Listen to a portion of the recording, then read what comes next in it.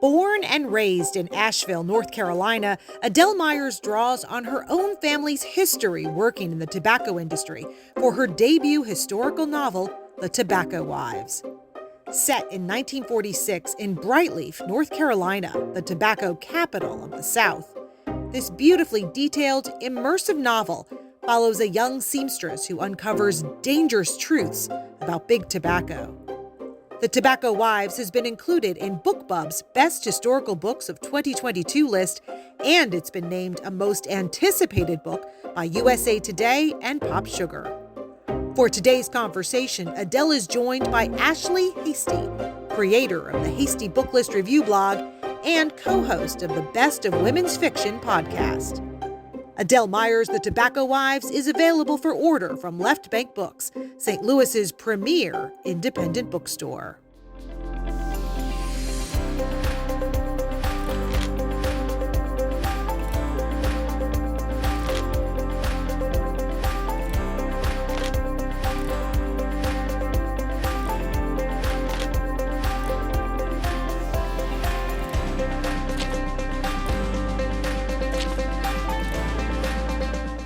Adele, we meet again. I am so excited that we get to another chance to talk about this book because I absolutely loved it.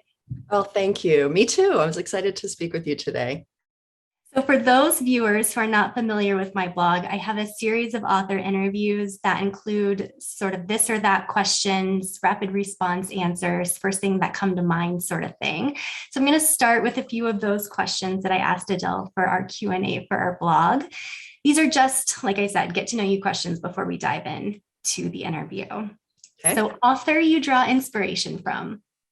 Oh, Pat Conroy. I think he was one of the first. That such a strong Southern voice. Favorite place to read a book? I love to read in bed at night, right before I fall asleep. Book character you'd be best friends with? Oh, gosh. When I was little, I was in love with Pippi Longstockings. So me too. She was so feisty and strong. When it comes to writing, do you prefer pen and paper or computer? I start with computer and then I print out and I carry around a chapter with me and make notes, in coffee shops or when I'm commuting to work. And your favorite decade in fashion history? I would have to say the 1940s. It's probably because that's where The Tobacco Wives is set.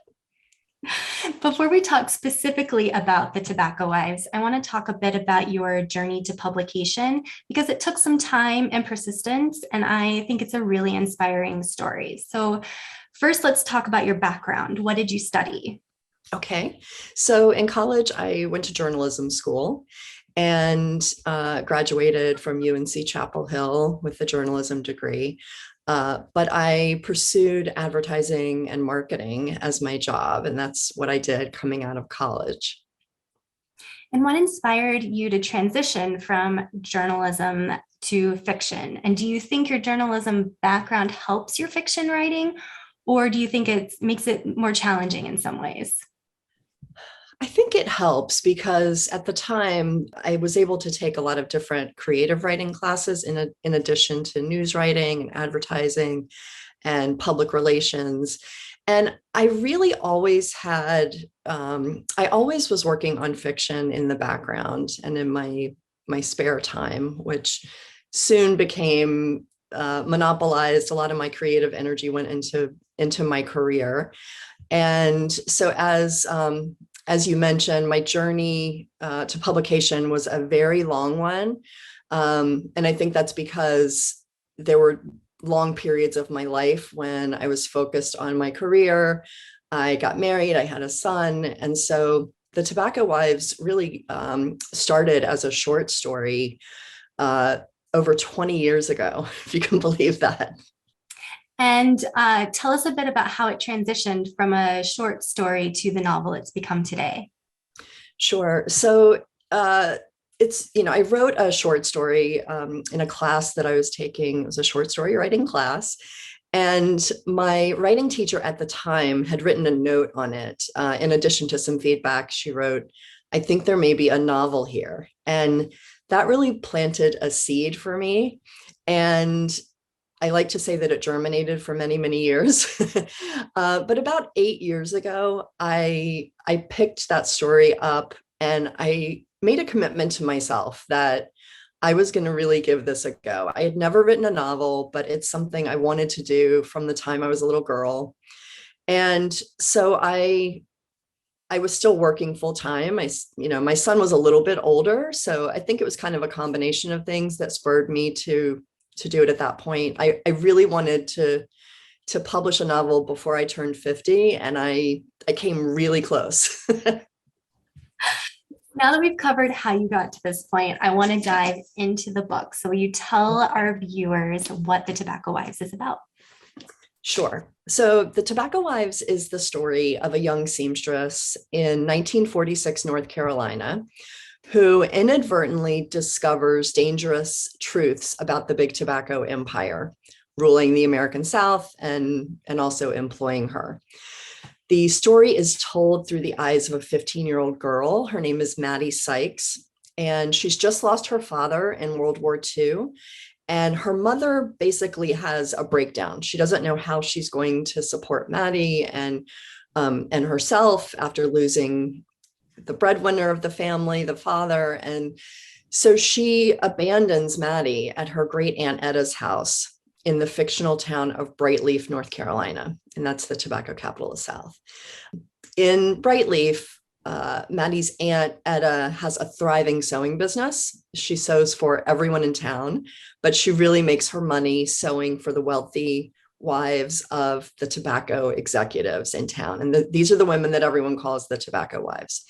So Maddie, when she initially arrives in Brightleaf, she's really enamored with these women and excited to get to know them. She's not usually in Brightleaf that time of year, but as she gets drawn into their world, she begins to see that things aren't as perfect as she thought they were.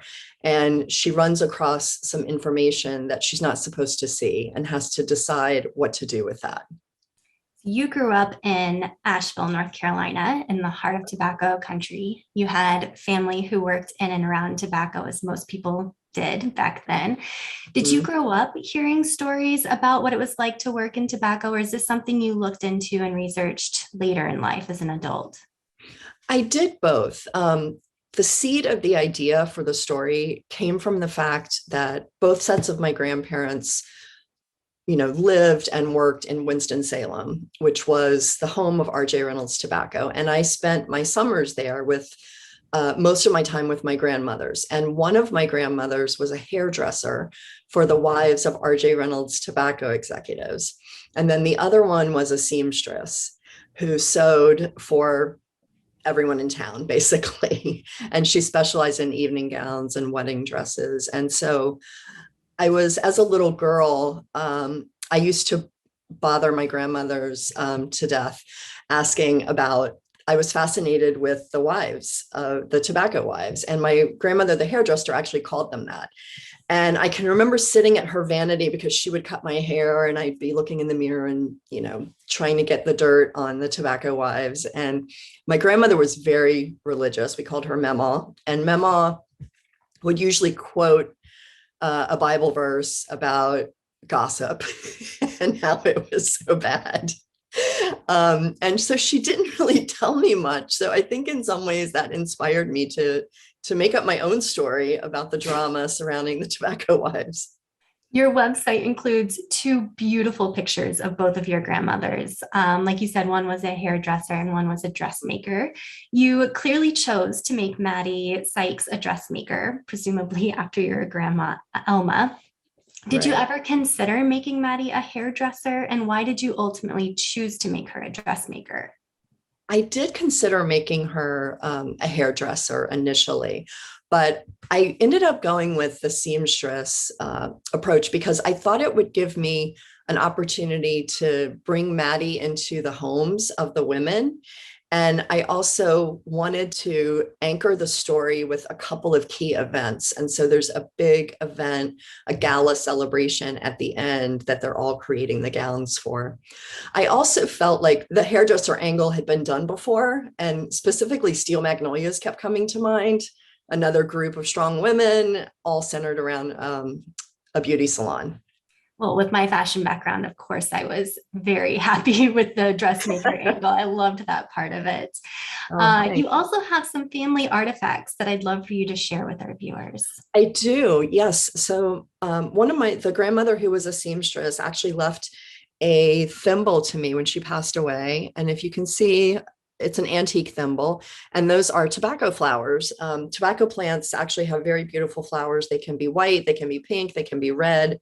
And so I kept this on my desk as I was writing to kind of help me feel connected to her and to the history. And then the other item I have is a charm bracelet that my mother left to me. And what I wanted to show you on this is that this is from my parents' junior senior prom. And this big red R is for Reynolds. So they met at RJ Reynolds High School.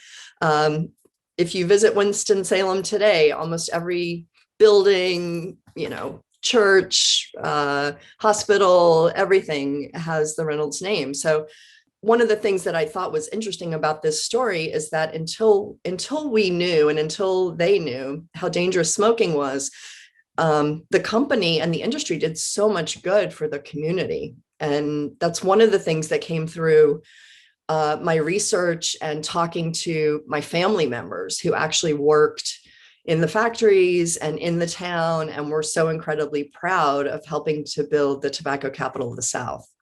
That's a great transition to my next question, because I do want to talk a bit about your research. Okay. Also pictured on your website are a number of visuals from the 1940s, including tobacco advertisements that you say help inform the novel. So how did these advertisements inform your research for this book? Well, I think from a culture perspective, looking at advertising of the time is very informative and really reveals the way that specifically in this case, a lot of the advertising I looked at was targeting women. So how were women spoken about? How were women spoken to? And I found that very fascinating. And there is a whole storyline in this book about the use of advertising to shape public opinion and to influence. Basically knowing that the science about the dangers of smoking were coming out, what the tobacco companies did is they started to tout the health benefits of smoking. So it reduces throat irritation. They use doctors in ads. So you saw ads like, 8 out of 10 or 9 out of 10 doctors prefer Camels. And some of those ads I have on my website if folks are interested in actually looking at them and learning more. I imagine researching big tobacco had some pretty difficult moments. Today, of course, we are well aware of the harm tobacco can do, but that hasn't always been the case. What are some of the more difficult things you learned or stories you heard while researching? I think the more personal stories that I heard from family members or that were handed down from my grandfather, for instance, he worked in the cigarette factories and he was also a home builder in Winston-Salem. And he told, there was a story passed down about how, and this is in the book, so a lot of these scenes and facts came directly from family stories. There were 2 factories in downtown Winston-Salem, and one of them was where they made all the branded cigarettes. And then there was another one that was under lock and key, and they had armed guards guarding it. And only certain employees could go in who had clearance. And the reason is that they would take the floor sweepings from the first factory. So the broken cigarettes, the bits of tobacco that have fallen, dust, dirt, whatever, they would sweep it up and put it in bags and take it over to the armed guard factory. And they would cook it into this like slurry and then dry it and make it into the the non-branded cigarettes. And just the conditions there, the fact that, my father told me that his father would get so sick, all the workers would, from being around the cooking of this, concoction that they would have to step outside every 15 to 20 minutes. And sometimes they would actually, throw up and have to get some air, and then they'd go back in. So some of those just details and thinking about my own family members, I think, made it very personal. And they called that kind of tobacco recon. So it was reconstituted. And all that's information that you can find online. But I don't think it's really well known. And it's one thing to read about it, and it's another thing to hear about your grandfather living it. Absolutely. Yeah. There's a quote on page 162 that was my favorite of the book, because I think it perfectly encapsulates the thinking of the time. Maddie says, it was terrifying, unbelievable, really, that something as natural as tobacco could be bad for you. And that just, as someone who grew up knowing my entire life that tobacco was not good for you, that helped me understand the thinking of the time. I loved that quote. Oh, thank you. Yeah, I really wanted to capture that moment in history before they knew, because as I talked to family members, even talking to my father, like, he just talked about how proud everyone was and how these jobs paid so well, and people, had homes because of RJ Reynolds. And it did so much good until it didn't, and until they found out. And I feel like that's something that's still relevant today. We're learning more and more about the impact of different industries on climate change. And there's something heartbreaking about it, I think, to realize that what you're doing for a living is actually harming people. And then, and what do you do? What do you do instead? Was there a piece of research, some fact or story that you wanted to include in the novel, but had to be cut for one reason or another? When in earlier versions of the novel, I focused on the effects on the lungs and on lung cancer. And I ended up, although that is true to history, that's where the dangers first began, the science first began to come out. Because this book was so focused on women, I decided to focus on the effects on women, and specifically mothers, because that just felt more relevant, and it was a little complicated to include both. So that was something that I ended up cutting, although that was the early history and the early findings that came out. You mentioned earlier that this story has been in process for really 20 years since you first started thinking about it. So I imagine it's gone through several iterations. What are some of the more significant changes that you made during that process? So there were a number of changes, and really I started working on it consistently, but during my downtime about 8 years ago. So it wasn't really 20 years, but the seed of the idea came about 20 years ago. So I changed the title of the book 3 times, and that was driven by a couple of different things. In the earliest version of the book, it was called The Clearing, and that referred to a pivotal scene that happened in a clearing of a tobacco field between 2 characters. And at that time, the story was more focused on the friendship between 15-year-old Maddie and the daughter of one of the tobacco wives. But what was interesting is, as I got input from a former teacher, from my friends in my book club, at a certain point, I asked my book club if they would read the manuscript for our monthly book and critique it, which was kind of terrifying, but but helpful. And I kept hearing from multiple people that they weren't that interested in the relationship between the girls. They were more interested in knowing more about the wives.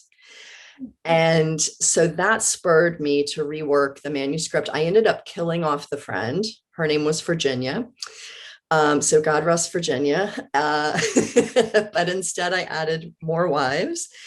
And I changed the title of the book to Brightleaf, which is the name of the town, which is a perfectly fine name. I think that would have been a good name as well. But when I was pitching to find an agent, I ended up spending a lot of time at one point on my pitch. And I think I read somewhere just how important that is. And so I really spent a lot of time on that. And I decided to change the name of the book because The Tobacco Wives just has something that is kind of intriguing. And I got more interest from agents as a result, which was really gratifying to see.